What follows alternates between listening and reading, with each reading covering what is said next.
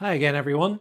Uh, After the video I did recently showing sort of my sort of ephemera collection, well, a small, a small bit of my ephemera collection, I had sort of talked about, well, I glossed over this when I was doing the uniforms recently.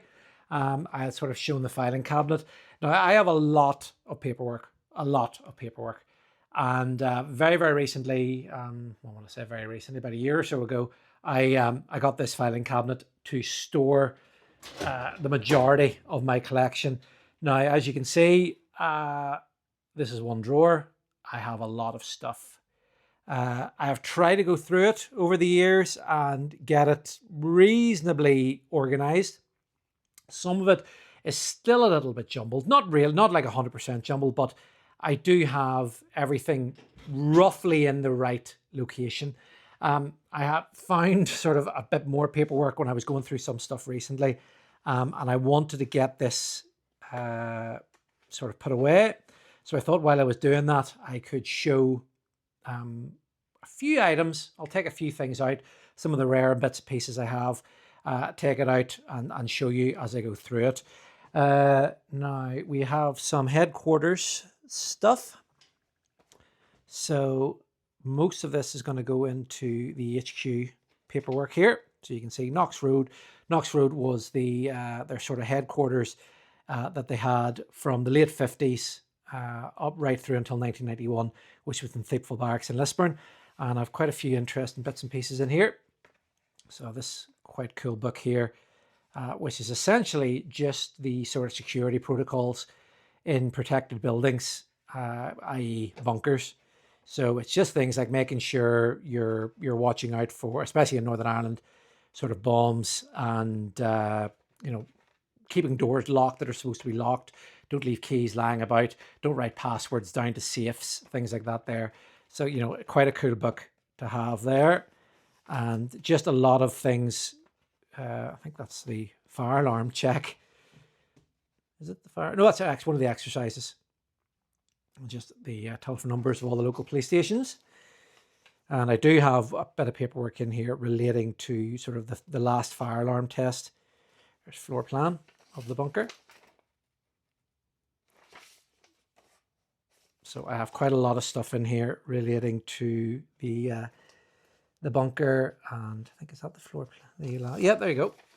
There's the fire alarm, the last ever fire alarm test that was carried out when the bunker was actually operational. You can see there in the 2nd of July 1991, group headquarters. And then the next time it wasn't checked until 98. And then the last time it was checked was 2005. I think they put a new alarm panel in after that. So they didn't need to fill that in anymore. So I'll put all this HQ stuff in here. So it's just all operating procedure stuff. That's for posts, so I'll keep that. That's group headquarters as well. And that's Second World War. A book about the Second World War. So that's going to go into the Second World War section, which I have up here. So I have quite a lot of the Second World War stuff. So that's dating from 1938. There's how you did your Morse code. From 1938. And that's another copy of that first book. And then just some aircraft recognition booklets. So I'll get these back in here. So I have quite a lot of stuff relating to the Second World War as well. It's quite an interesting one here. So that's top secret original.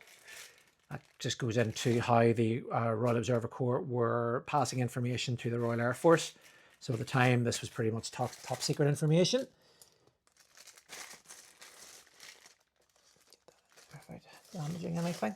Yeah, but I've quite some really, really cool Second World War stuff in there. In fact, this one here is really, really cool. This is all the plotting equipment that the RAF would have used.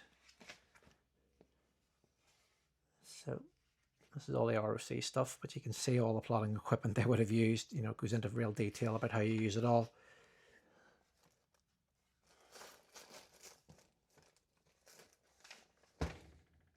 fact, there is a application form to join the Observer Corps back during the war.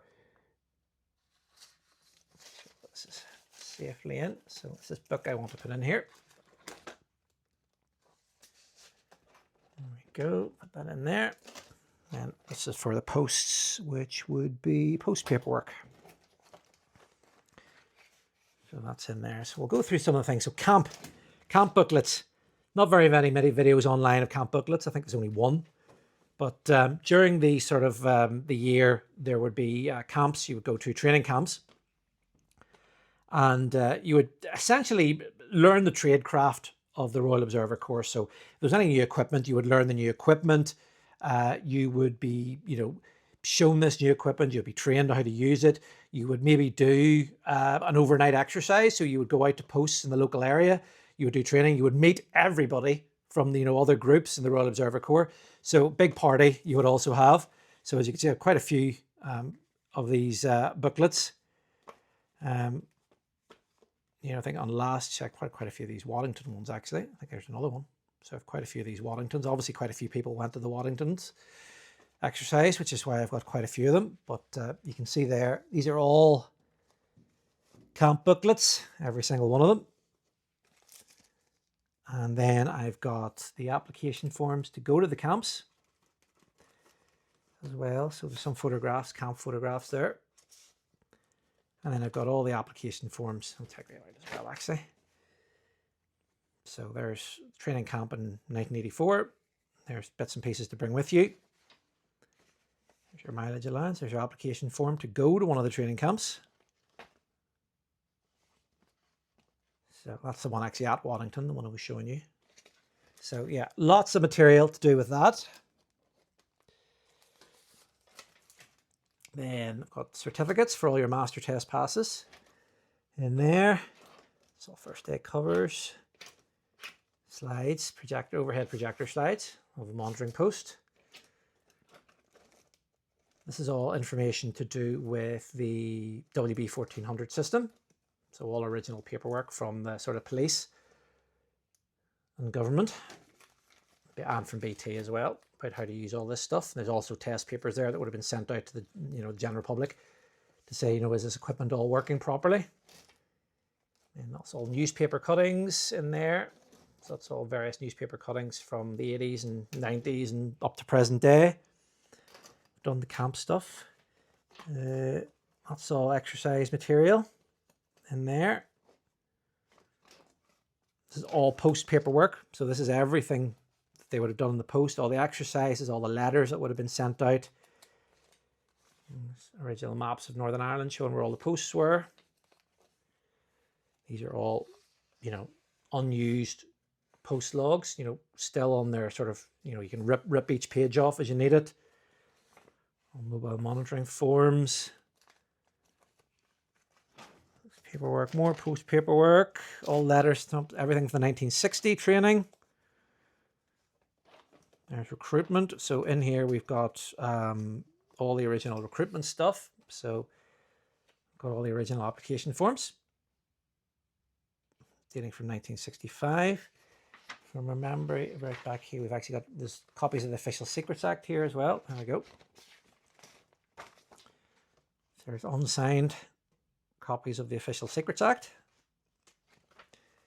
So I've got a lot of stuff, and then recruitment, little pamphlets and things I got there. So these are all bookmarks. But if you were at a little show, say an air show or what have you, you would be given one of these if you wanted to join the Royal Observer Corps. So I've got quite a few of those as well.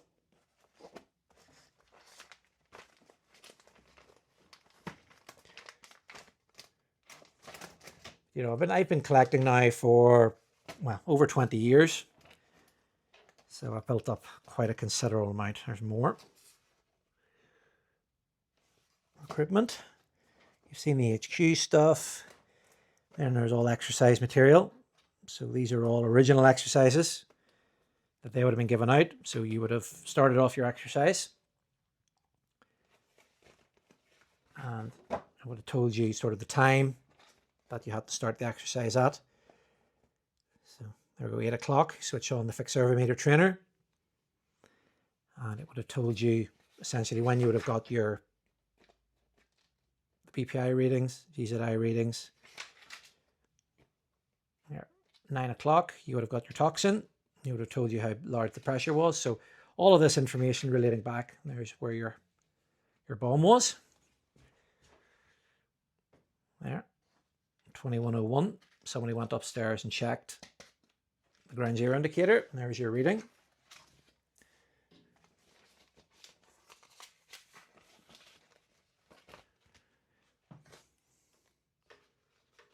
So I have a lot of material. And then up the top, you can see I've got sort of paperwork, books and bound. So anything that's sort of a booklet or is a bound copy of something, I keep those up here. And I've got a lot of stuff. So we've got sirens. There's all the original cards you would have got with the air raid sirens. Instruction cards.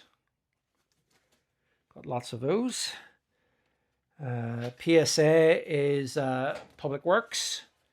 So it's all the information how to look after all the monitoring posts. Transition to war. So all the original letters that would have been sent out to people for transition to war.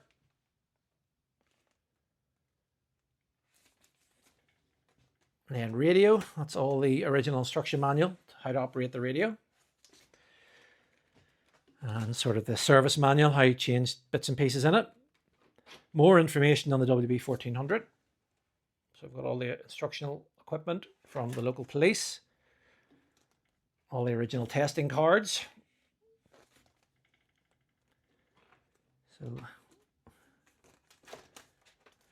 all manuals here. How to use all the equipment. Sort of a few mixed manuals in there, but it's all the equipment, how to use all the relevant equipment. Some books in there. All my original copies of Protect and Survive are in here. Going up to present day. So quite a lot of bits and pieces in there. So this is just a very brief look. You know, I'm not going to go into anything with any great detail, just showing you bits and pieces. This is my ridiculous collection of all the old training, or well, not training, recruitment literature. So I've got quite a few of these. But these are essentially, you know, the trifold folders showing a potential recruit, what life would be like. And yeah, I've got one or two of those. And there's more of the other booklets going back other different years. So they're only a couple of years difference between these ones and these ones. But I've got lots and lots and lots of these booklets. These are the very last ones that were brought out in the early 90s.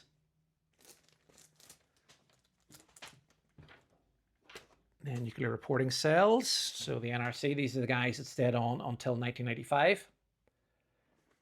But this is how the nuclear reporting cells would have worked. So after the main core stood down, the nuclear reporting cells, they were always in operation during the lifespan of the core, but they stayed on until 1995. So after the main stand down, these guys still stayed active to sort of train the RAF. And we've got the UKWMO, that's RAF filing deals there, one of the golf balls. So again, that's just information how the whole monitoring system would have worked. These all came out of the big nuclear bunker in Ballymena in Northern Ireland. There's a video of that, very, very early video on the channel of me flying a drone over that. If you want to go back and look at that. So that's all more UKWMO stuff. That's one of the earlier booklets. Very, very similar information, but that's the Fighting Dale golf balls. Copies of the Civil Protection magazine that would have been given out to people in civil defence. Technical guidance, so that's if you want to build yourself a nuclear bunker in your back garden. That's the technical guidance book that essentially goes into exactly how many cubic meters of concrete you need and things like that there. I'd actually go into building one. How far you want to go.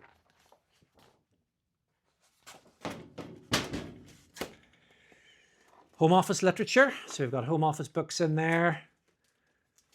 Again, all the effective qualities of buildings, things like that there. Public shelters, stuff like that. William, good friend of mine. 31 group booklets. This is all booklets relevant to Northern Ireland. Sort of little training manuals and things like that there that were built. This is stuff about Republic of Ireland. So manuals for the Republic of Ireland. I've shown them before. That's the Irish version of Protect and Survive. More instructions. So this is all the original instructions for the equipment. So that's the original instruction booklet for the fixed survey meter. I've got the ground zero indicator as well in here somewhere. That's the original for the training act. That's the react survey meter again. Definitely got the ground zero indicator in here somewhere. That's the fixed survey meter again. Ground zero indicator. There we go. There's the original instruction manual from 1965 for the ground zero indicator.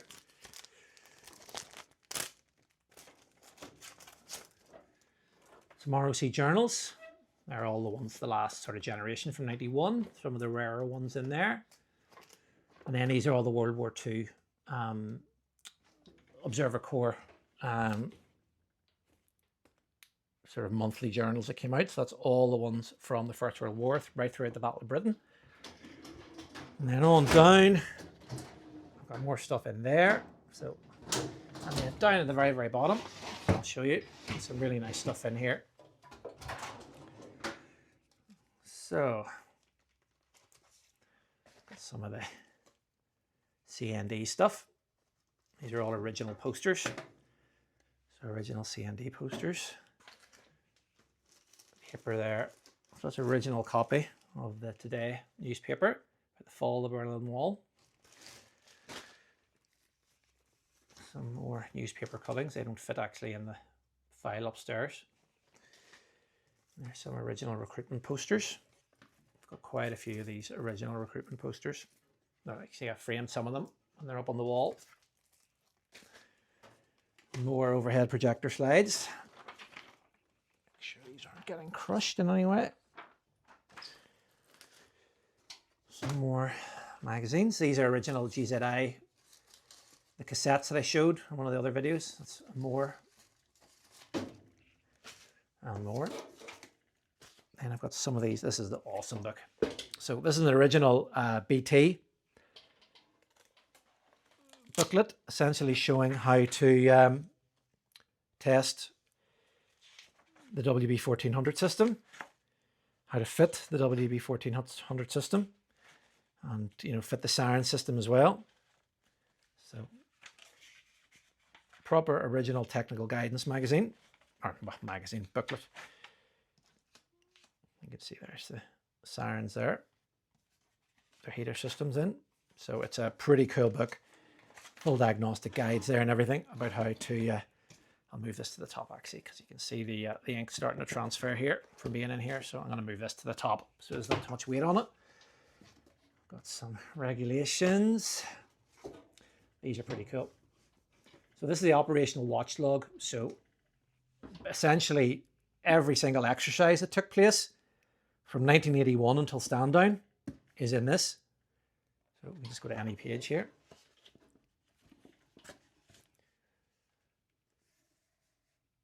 So I've got Fandango 81, Monday the 30th of November 1981. And you can see there, you've got all the toxins coming from the posts.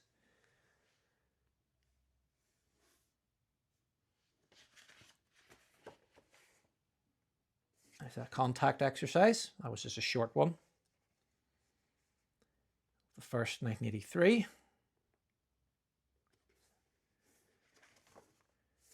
So every exercise, they would have had a log about what happened during the log. Was there any, anything peculiar happened? Things like that there. It's in text 87. International exercise, 1987, 4th, 5th of April, 1987. So some very, very, very rare stuff I have. Some not so rare, but there's a lot of training manuals and things in there, bits and pieces. But I have a lot of stuff. And I've been collecting this, as I said, for about roughly 20 years now. And this filing cabinet was something that I had been, crying out to get for a considerable amount of time, because my paperwork was just sort of not scattered around the house, but it was in various folders and boxes, and I had stuff in the roof space, and I had stuff out in the shed, and things were getting damp, and it just wasn't right to have it where I had it. And it was better to get a filing cabinet and get it all stored in there. And then that's some civil defence stuff. So Northern Ireland civil defence stuff, going back to the, very early 1950s. Talks about the couple of the bunkers, and it's just all about civil defence training in the very early period of the Cold War. But yeah, there's some nice stuff that I have here, and it's that's pretty cool. Belfast Defence Area, and it lists all the names of all the local wardens and what their area was and what part of Belfast they looked after, which is pretty cool. And I think down there I've got just some armbands and bits and pieces, civil defence armbands. But yeah, some really, really nice stuff. And if I'm doing shows or giving a talk, I use this portable file folder, and I'll just bring little individual bits and pieces that people might find interesting that I put in this box. But yeah, a lot of stuff, just a lot of stuff that I've just been collecting over the years, that it became a bit of an obsession, all the stuff I had. And I got a lot of stuff. And it's just nice to have it in one place now. So this is a police operating instructions booklet. So the same as the sort of the carrier control cards that would have been the back of the carrier control point. This just made in a handy booklet size that the police could use it. In training exercises, they would know exactly what they were doing. Instead of, well, they would still freak out probably if there was an attack warning red, but they could at least use this booklet to know what was going on. And that's all the police stations then that would have had a carrier control point. There's the carrier control point that would have been Portadown Police Station nearest to me. And I have checked every single one of these police stations, and none of them still have anything to do with the system, unfortunately. They are long gone now, sadly.